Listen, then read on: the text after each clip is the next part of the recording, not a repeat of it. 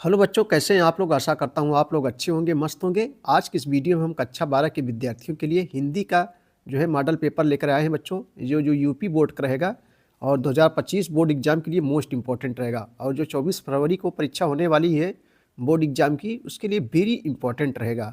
तो आइए बच्चों, देखते हैं किस प्रकार से जो है पेपर पूछे जाएंगे। देखो, ऐसे ही पेपर जो है पूछा जाएगा 2024-25 में। देखो, समय 3 घंटे 15 मिनट मिलेंगे बच्चों, और पूर्णांक जो है 100 नंबर का रहेगा, और यहाँ संकेतांक रहेगा। और नोट में क्या रहेगा? नोट में बच्चों देखो, प्रारंभ के 15 मिनट परीक्षार्थियों को प्रश्न पत्र पढ़ने के लिए निर्धारित है। और इस प्रश्न पत्र खंड इस प्रश्न पत्र में 2 खंड है, दोनों खंडों के सभी प्रश्नों का उत्तर देना अनिवार्य है। ठीक है, यानी सभी प्रश्न बच्चों को करना जो है अनिवार्य रहेगा। यहाँ नाम रहेगा, उसके बाद यहाँ अनुक्रमांक आपको लिखना पड़ेगा।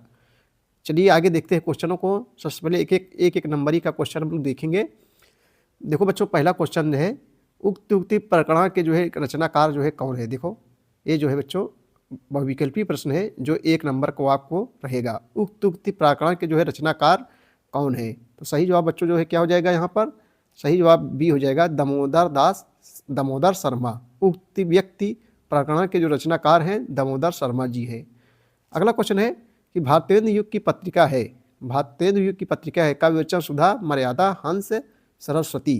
तो बच्चों सही जवाब जो है क्या हो जाएगा? ये पहला हो जाएगा, कविवचन सुधा। भारतेंदु युग की पत्रिका जो है कविवचन सुधा है। अगला क्वेश्चन है, हिंदी गद्य साहित्य का द्वितीय उत्थान का प्रारंभ माना जाता है। हिंदी गद्य साहित्य के द्वितीय उत्थान का प्रारंभ हुआ कब हुआ? 4 ऑप्शन दिए गए हैं। सही जवाब बच्चों क्या हो जाएगा? देखो, इनमें से कोई नहीं हो जाएगा, इनमें से कोई नहीं। जो उत्थान हुआ था 1950 ईस्वी को, द्वितीय उत्थान का प्रारंभ जो है 1950 में हुआ था, लेकिन कोई ऑप्शन नहीं है। तो इनमें से जो है कोई नहीं हो जाएगा। ठीक है, चलिए अगले क्वेश्चन की ओर हम लोग चलेंगे। सेवा सदन के रचनाकार जो है कौन है? जैनेन्द्र प्रेमचंद, अज्ञेय, कृष्ण प्रेमी। तो घ का बच्चों सही जवाब क्या हो जाएगा? सेवा सदन के जो रचनाकार हैं वो मुंशी प्रेमचंद जी हैं। सेवा सदन के जो रचनाकार हैं मुंशी प्रेमचंद जी हैं। ठीक है, अगला क्वेश्चन है, पर्दा कहानी के लेखक कौन है? ईसा अल्लाह खां, यशपाल, विष्णु प्रभाकर, किशोरीलाल गोस्वामी। पर्दा कहानी के जो है दोस्तों लेखक आपको जो है बताना है। तो सही जवाब क्या हो जाएगा? यशपाल। पर्दा कहानी के जो लेखक हैं वो जो है यशपाल जी हैं। सही जवाब जो है तीसरा हो जाएगा यहाँ पर। अगला क्वेश्चन है कि आदिकाल का ग्रंथ नहीं है, इसमें कौन आदि काल का दोस्तों जो है ग्रंथ है नहीं है? बीसल देव रासो, पद्मावत, आल्हाखंड, कीर्तलता। सही जवाब क्या हो जाएगा? देखो, कीर्तलता भी है, बीसल देव भी है, आल्हाखंड भी है, लेकिन पद्मावत नहीं है। पद्मावत किसने लिखा है बच्चों? मलिक मोहम्मद जायसी ने लिखा है। अगला क्वेश्चन है, अष्टछाप के कवियों का संबंध है भक्ति काल के किससे है? राम भक्त शाखा से, ज्ञानासरी शाखा से, कृष्ण भक्त शाखा से, प्रेमसरी शाखा से। तो दोस्तों जो है यहाँ पर सही जवाब क्या हो जाएगा?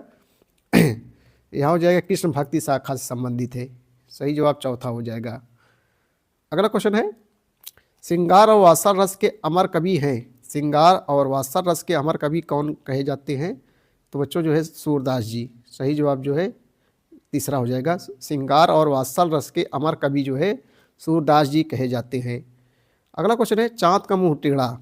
चाँद का मुँह टेढ़ा विधा की रचना की विधा है, काव्य है कि निबंध है कि कहानी है कि दोस्तों जो है उपन्यास है? चाँद का मुँह टेढ़ा के जो है रचना की विधा जो है क्या है? एक काव्य है। सही जवाब पहला हो जाएगा, एक काव्य है। अगला क्वेश्चन है, कबीरवादी के डिक्टेटर है, कथन है आचार्य हजारी प्रसाद द्विवेदी का। सही जवाब पहला ही हो जाएगा। कबीरवादी के डिक्टेटर है, यह कथन जो है हजारी प्रसाद द्विवेदी जी का है। चलो दोस्तों, ये तो जो है बहुविकल्पी प्रश्न है। अब हम लोग देखेंगे जो है गद्यांशों पर आधारित है। गद्यांशों पर आधारित देखो, गद्यांशों पर आधारित देखेंगे हम लोग। देखो, गद्यांशों पर आधारित क्वेश्चन रहेगा। दिए गए गद्यांश पर आधारित प्रश्नों को जो है उत्तर दीजिए। यहाँ से दोस्तों जो है आपको 10 अंक जो है मिलेगा देखने को। कितने अंक? 10 अंक जो है देखने को मिलेगा। ठीक है, देखो, जंगल में जिस प्रकार अनेक लता वृक्ष और वनस्पत अपने आदम भाव से उठते हुए परास्कृत सम्मिलन से अवरोधी स्थिति प्राप्त करते हैं, उसी प्रकार राष्ट्रीय जन अपनी संस्कृतियों के द्वारा एक दूसरे के साथ मिलकर राष्ट्र में रहते हैं। ठीक है, इसको पढ़ना है बच्चों। उसके बाद इस गद्यांश को पढ़कर आप उत्तर देना है। परसों गद्यांश के पाठ एवं लेखक का नाम लिखिए। तो जो बच्चों वासुदेव शरण अग्रवाल इस गद्यांश के लेखक हैं, और राष्ट्र का स्वरूप नामक पाठ से जो है लिया गया है। रेखांकित अंश की व्याख्या कीजिए। देखो, रेखांकित अंश की व्याख्या बच्चों जहाँ तक जो है रेखा खींची गई उसी की जो है व्याख्या आपको करना है। और बच्चों इसमें संदर्भ आपको कैसे लिखना है, प्रस्तुत गद्यांश हमारी पाठ्य पुस्तक है गद्य गर्मियाँ, ऐसे लिखना है। प्रस्तुत गद्यांश हमारी पाठ्य पुस्तक है गद्य गरिमा।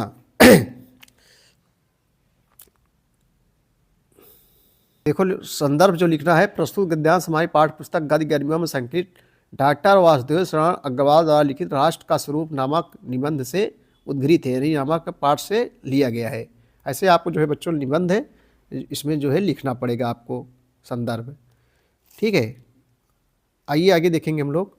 नए शब्द नए मुहावरे अथवा दो में से करना है बच्चों, जहाँ भी अथवा लग जाए दो में से एक आपको जो है करना पड़ेगा। देखो जैसे लिया गया है नए शब्द नए मुहावरे, ये जो है लिया गया है भाषा की आधुनिकता नामक पाठ से दोस्तों जो है लिया गया है। ये जो है भाषा की आधुनिकता नामक पाठ से लिया गया है और इसके लेखक जो है महेश वर्मा है इसके जो है लेखक।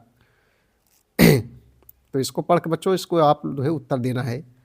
ठीक है, चौथा नंबर जो है पद्यांश पर आधारित निम्नलिखित प्रश्नों को उत्तर दीजिए। यहाँ से भी आपको जो है 10 अंक मिलेगा। पद्यांशों पर आधारित है, जैसे दिया है खुल रहा है नील परिधान बीच सुकुमार, खुल रहा है मृदुल अधखुला अंग, ये भी लिया गया है।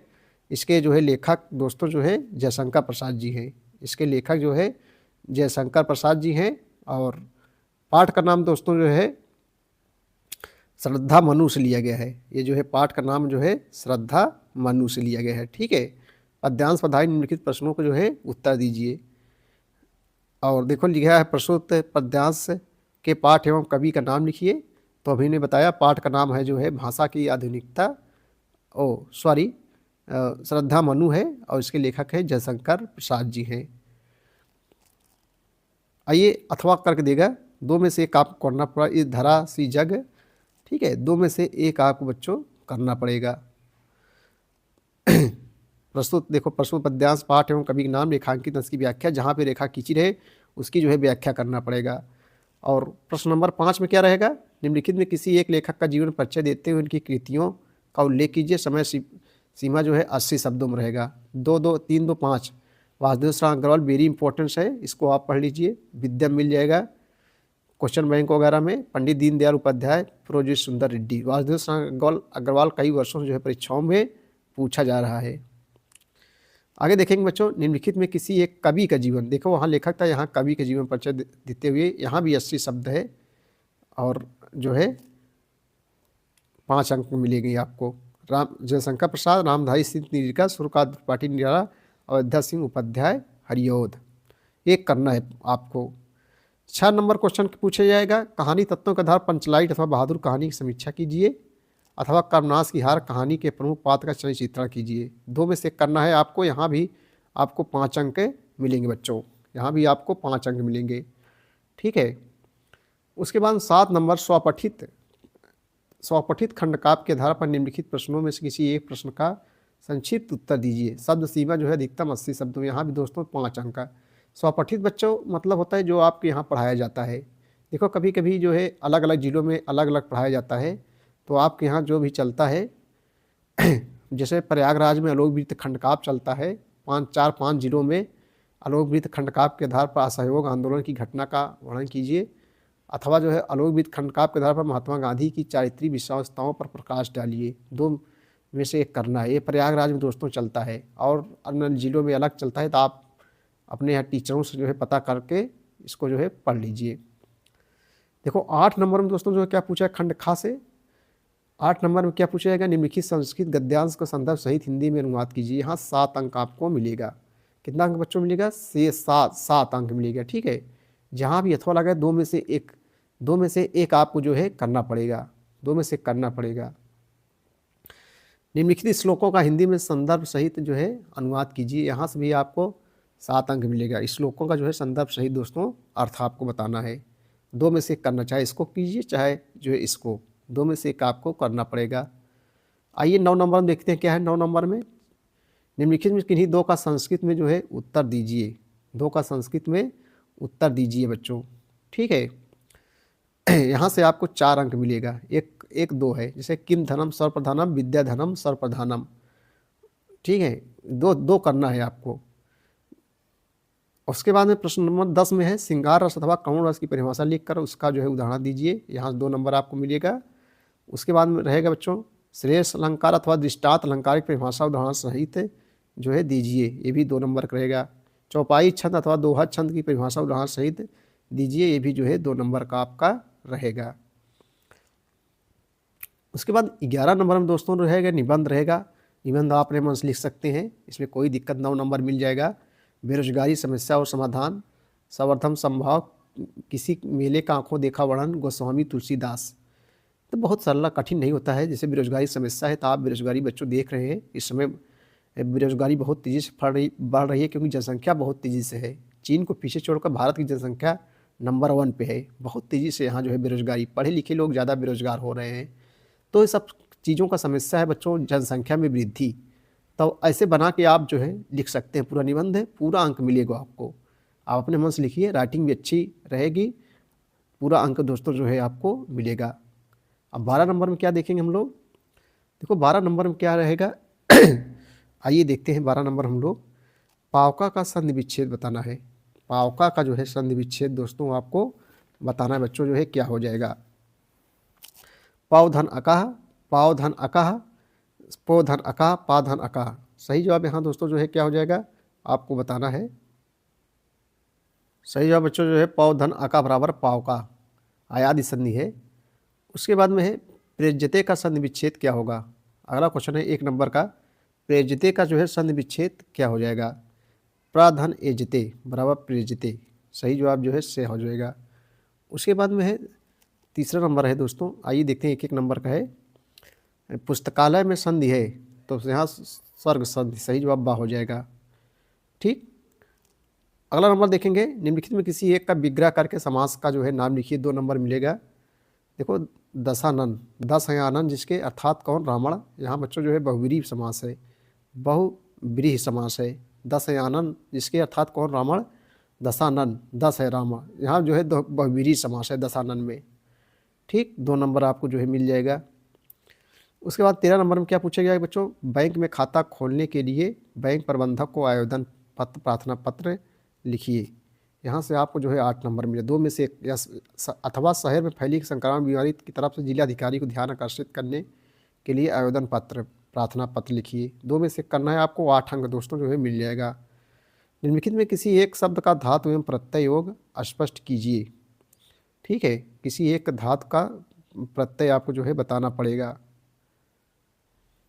देखो बच्चों इसमें आपको बताना है, निम्नलिखित में किसी एक शब्द का धातु एवं प्रत्यय का योग बताइए। 3 में से करना है, मैंने दत्वा में कत्वा प्रत्यय है और उसके बाद इसमें दा धातु है। ठीक है, एक करना है। निम्नलिखित में किसी एक का शब्द का प्रत्यय लिखिए, 1 नंबर का है। गुणवान, जिसे गुणवान हो गया, वान प्रत्यय है, इसमें वान प्रत्यय है। बहुत सरल है, प्रभुता में आप लिख सकते हैं, बहुत कठिन नहीं है। प्रत्यय मैंने पीछे लगता है, गुणवान में वान प्रत्यय है। आप अपने मन से एक कर लीजिए। रेखांकित पद में किसी एक पद में प्रयुक्त विभक्ति तथा संबंधित नियम को उल्लेख कीजिए। पुत्रेण सा ग्रामा मिता वृक्षा संति कृष्णाय नमः। यहाँ से आपको जो दोस्तों 2 अंक मिलेंगे। ठीक है भैया।